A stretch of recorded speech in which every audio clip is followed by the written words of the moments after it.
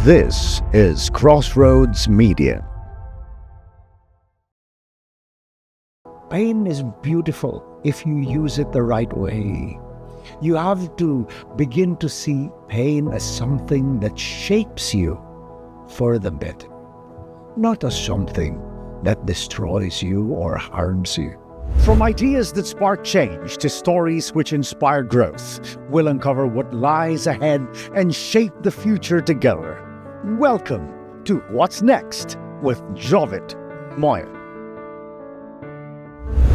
Hello mga kaibigan. We are back for another episode of What's Next with Jovit Moya.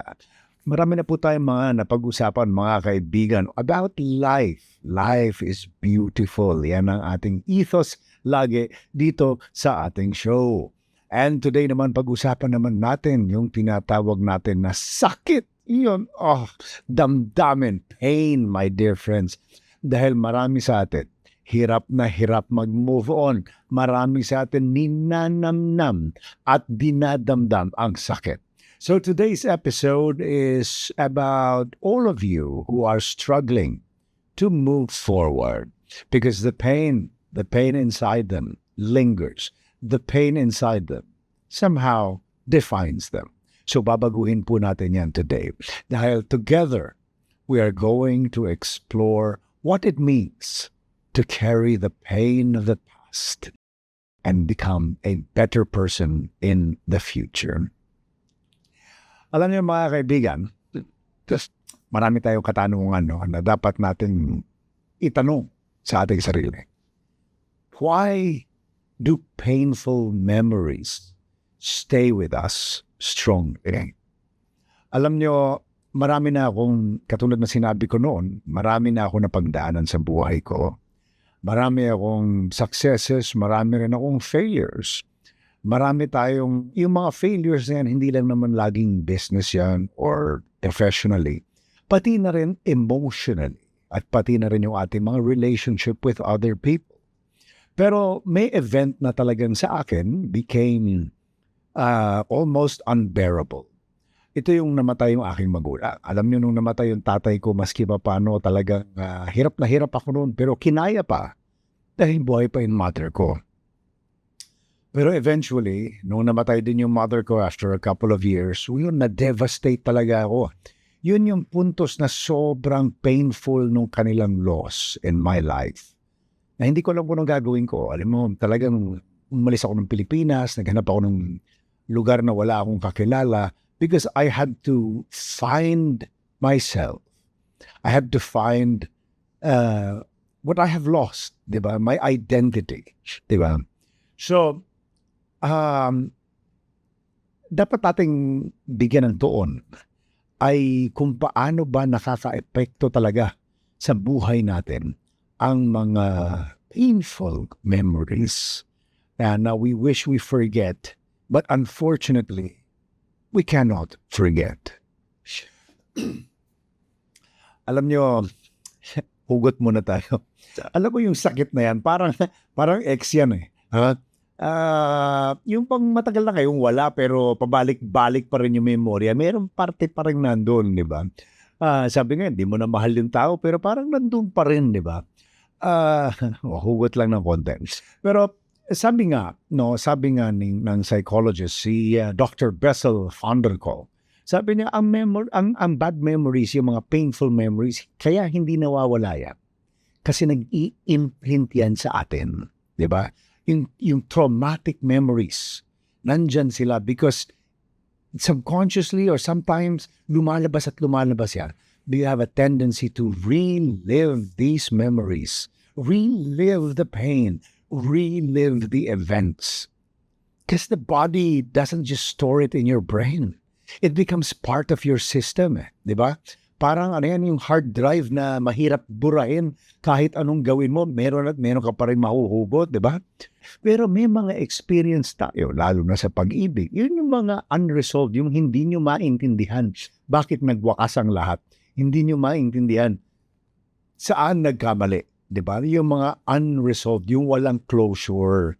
Yan ang mga bagay-bagay na hindi lang masakit sa atin, pero paulit-ulit nagre-replay yan dahil ang tao, normal sa atin na may wishful thinking. So tayo, we're always trying to find a different ending. We're hoping that we can find a different ending sa kaka-analyze natin. Pa-replay lang siya ng pa-replay. Kaya nga minsan mga kaibigan, hindi mo na mahal yung tao, pero ang mahal mo pa rin ay yung mga panahong naging kayo. Diba? Yung mga panahon na magkasama kayo, yung masarap sa pakiramdam, yung mayroong emotional level, yung mga experiences ninyo together. Because pain isn't just about an event. It's also about the meaning that we ascribe to that pain. Alam mo, how do I say this? Pain can be haunting eh. Parang mumu yan eh. Pabalik-balik. Pwede kang nasa haunted house ka, di ba? Yung mumu, pabalik-balik. Parang ganun yan eh. Ang tao, iba-iba rin naman ang reaction natin. Yung iba sa atin, nagiging defensive. Naglalagay tayo ng mga pader. Oh, ayoko nang ma-in love. Ayoko nang magtiwala sa iba. May ganun eh. Lalo na kapag nasira ng ibang tao yung tiwala. Yung tiwala, pag yan ang nasira, yan ang mas painful. Lalo na kung trinato mo bilang anak o bilang kapatid o bilang magulang ang isang tao. Tapos parang na-feel mo na na-betray ka. Yun yung mabigat doon mga kaibigan. Because sometimes may mga tao na natotrauma. They start to build walls. Ayaw na nilang mapalapit sa ibang tao kasi ayaw nilang masaktan. So in short, pain isn't just haunting. Hindi lang na parang muna. Sometimes it reshapes how we interact with other people. It reshapes how we think about other people.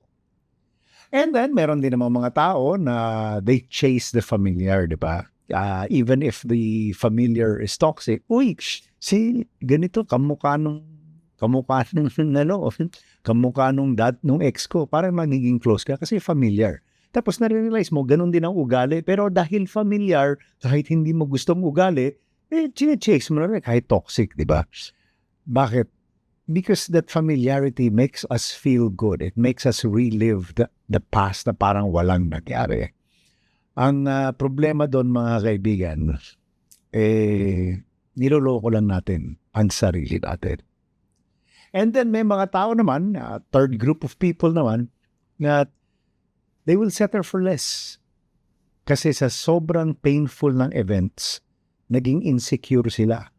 They start to think, I don't deserve anything more than this. Diba? Deserve ko ito. Hanggang dito na lang ako. Sad, diba mga kaibigan? Pero, even if you pretend to settle for less, there is no way on earth that you do not deserve more. Okay, mga kaibigan?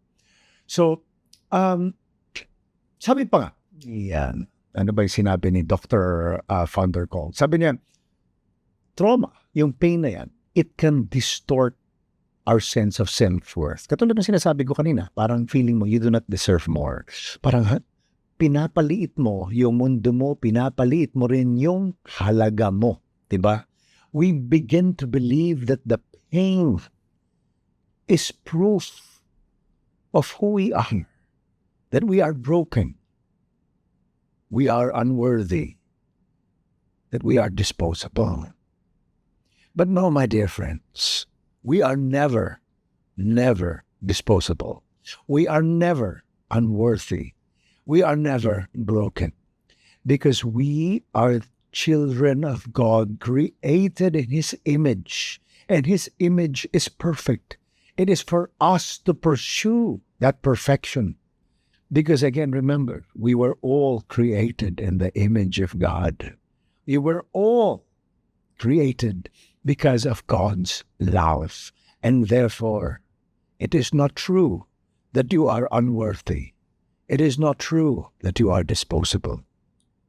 You know what is true? That you are special. You may not be special in the eyes of people, but you will always, always be special in the eyes of God. And so, my friends, your pain does not define who you are. Chapter lang po yan.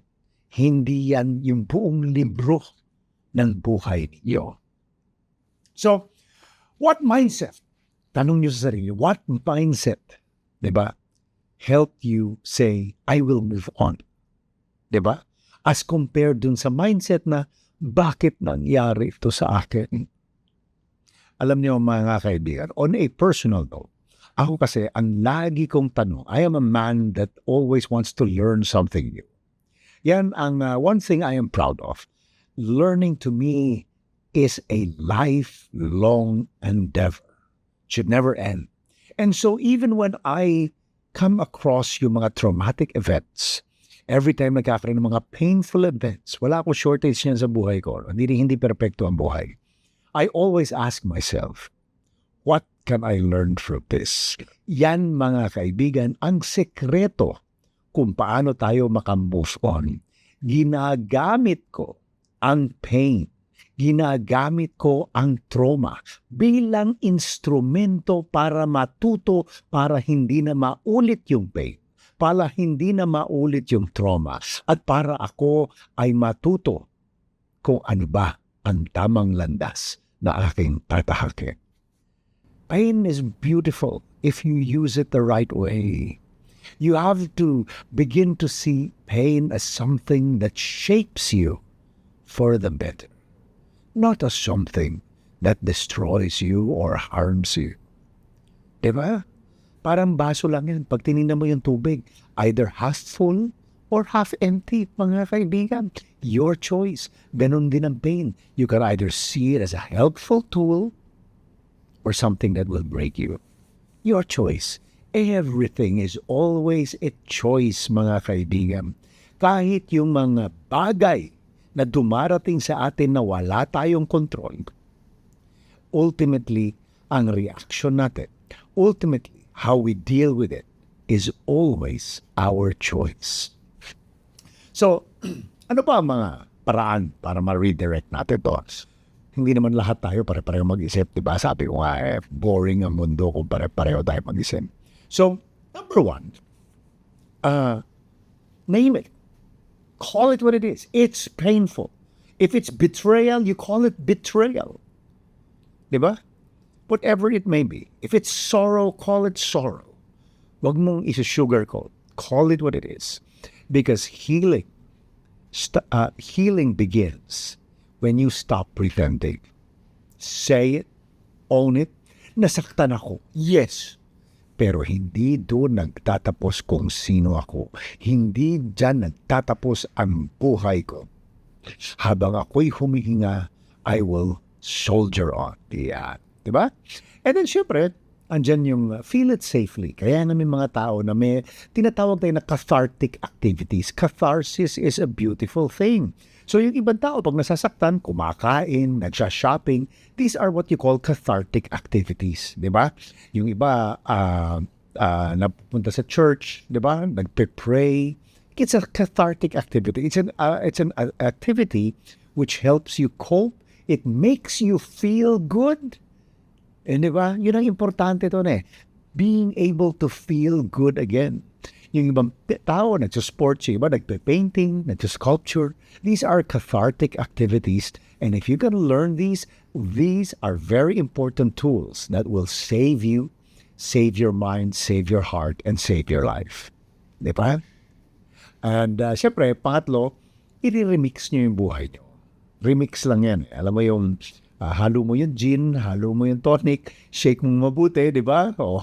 You have to turn your story, your life story, into a strength, di ba? Kaya nga may mga hugot lines, di ba? Lagi naman tayo tumitingin sa mga social media, hindi na uubos ang hugot lines. Yung hugot lines, importante yan. Kasi kung iisipin mo, karamihan ng hugot lines ay tumutulong din sa atin. Binibigyan tayo ng, kumbaga, hint how we should live life. Kasi your trauma can also turn into an advocacy that you can use to help other people. Wala man nagturo sa'yo how to cope with life. Pero once you learn, you can even help other people. Diba? You can help them. You can cope with life by being a mentor to others. Kaya pwede siyang maging advocacy. Yan ang kagandahan yan. You can always hold someone's hand and help them survive. Isn't that beautiful, my dear friends? Diba? So, moving forward sa buhay, there are certain pains that we have to take in life. Diba? May mga bagay-bagay na hindi mo maiiwasan. One of them is death. Diba? Sabi nga nila, death and taxes. These are things that you cannot avoid. No matter what you do, there's nothing that you can do. Diba? Another thing is may mga pain naman na kagagawan din natin. Diba? Lahat ng bagay po, for every action, there is a reaction. So sometimes, tayo rin, because of our ego, because of our arrogance, kagagawan din natin. So, wag nating sabihin na laging kasalanan ng ibang tao. If you want that pain to be dealt with truthfully, if it's your fault, aminin mo, it's your fault. If it's other people's fault, fine. Pero if it's your fault, wag mo pa rin ipapasa sa ibang tao dahil hindi ka perpekto.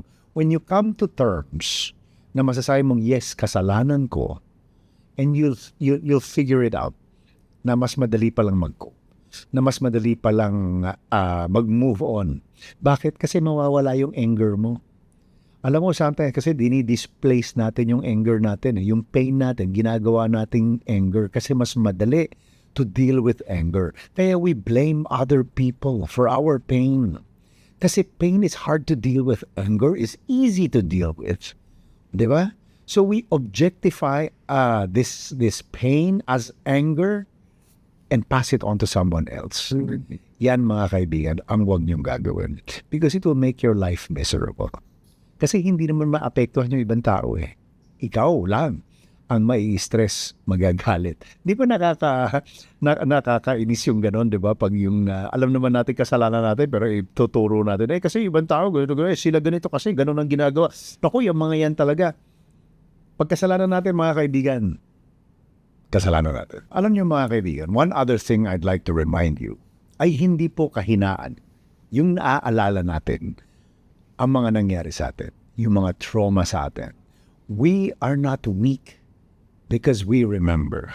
Just remember, my dear friends, wala kang control doon sa mga nangyari sa iyo.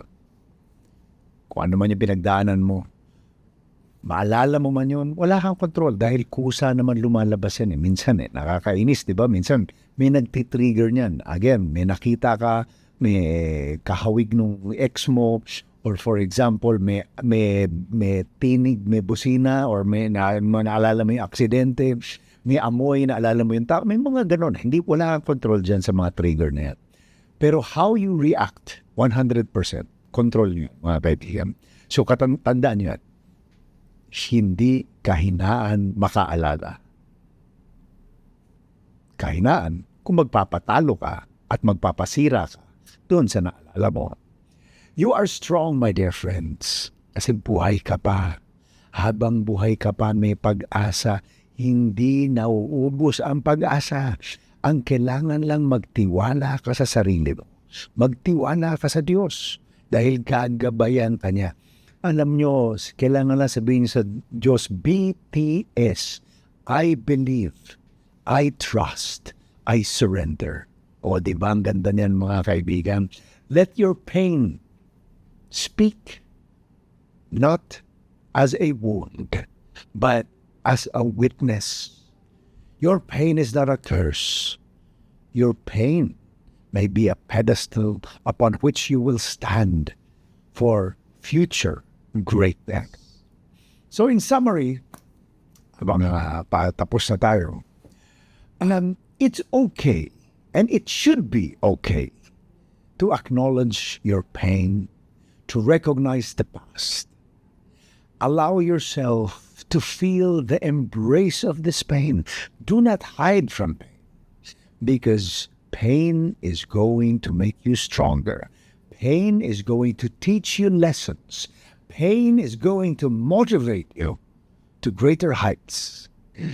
Pain, my dear friends, is not the whole story of who you are. Allow what you learn from this pain to write the next chapter of your life. A positive chapter, a happy chapter, a more successful chapter. Sabi nga natin kanina if not for yourself, you can also do these things for other people. Pwede mong gawing advocacy yan to help others. Yan ang kagandahan ng pain. It can be a useful tool because you have the power to deal with pain 100%. You have the power to lift up this pain and say, it is not heavy. Who we will become, my dear friends, is entirely up to us. Just remember, it is we and we alone that will set the parameters of what we will and will not do, what we can and cannot achieve. So knowing this, let us expand those parameters and be the better people of tomorrow. So tandaan nyo lang mga kaibigan, always pause, always wonder, always ask, what's next? Mabuhay. We'll see you soon. This is Crossroads Media.